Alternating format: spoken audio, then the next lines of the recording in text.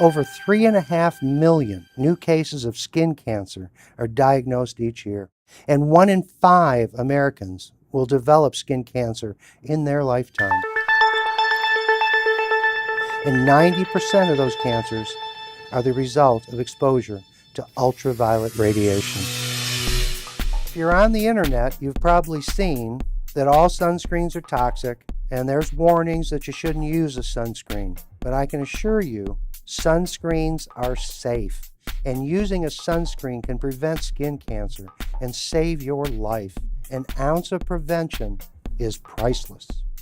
But some sunscreens are safer than others, and some sunscreens may not provide the protection you think they do.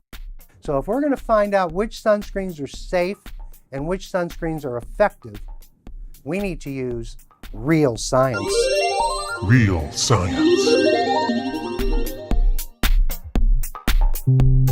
Ultraviolet radiation is directly above the visible color violet. That's why it's called ultraviolet. Ultraviolet is beyond visible light, and that means that we can't see it.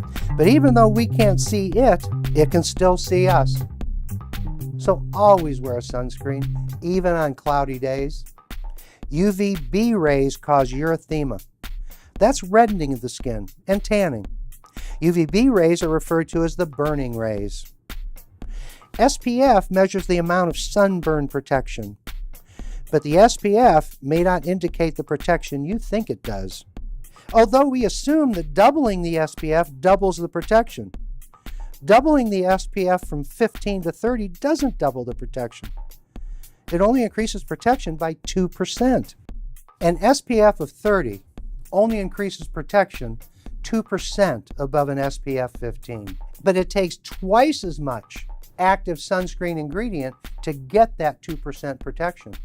And an SPF 100 only increases protection 4% more than an SPF 15.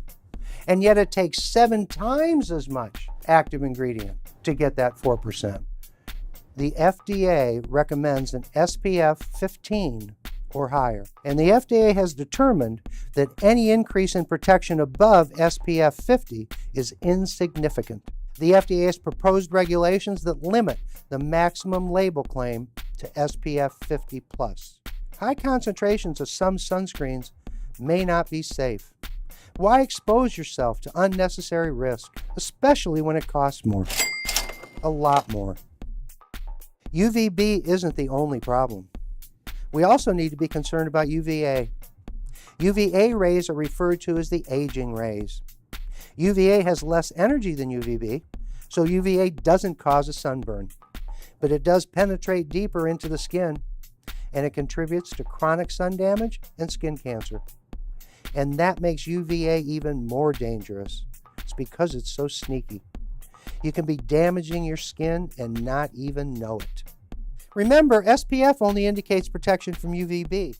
An SPF of 100 may not have any protection from UVA. So we have to make sure that we always look for the words broad spectrum on the label. Broad spectrum indicates both UVB and UVA protection. Always use a sunscreen labeled broad spectrum. These are organic sunscreen ingredients. Organic sunscreens chemically absorb UV rays. That chemical reaction creates new chemicals on our skin, and those chemicals are a cause for concern. They also break down over time and become less effective. Organic sunscreens are known to cause allergic reactions in those with sensitive skin, and there is concern about sunscreen that rinses off into the ocean or the swimming pools. Sunscreens in swimming pools have been called the secondhand smoke. Titanium dioxide and zinc oxide are inorganic sunscreen ingredients. I remember a time when they left a lifeguard with a white nose. And they're still in use today, and for very good reason. Inorganic sunscreens physically reflect UV radiation. Since there's no chemical reaction, they're far more stable and much safer. Safer in the ocean and in the swimming pools. Inorganics eliminate the risk of an allergic reaction and other unwanted chemical reactions. Inorganic sunscreens are used in sunscreens for sensitive skin. Although most people assume that organic is always better, inorganic sunscreens are just one more example of inorganic products that are safer and perform better than organic products. So always use a product labeled broad spectrum. Sunscreens labeled broad spectrum have at least an SPF of 15 and UVA protection. SPF 15 broad spectrum, that's all you need. And don't forget to check the ingredients on the back. Look for sunscreens with both titanium dioxide and zinc oxide.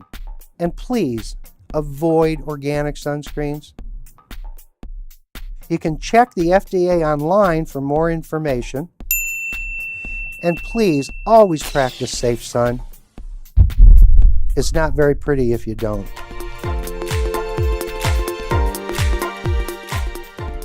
I sure hope you enjoyed watching this video as much as I enjoyed making it, and that it may have helped you in some way.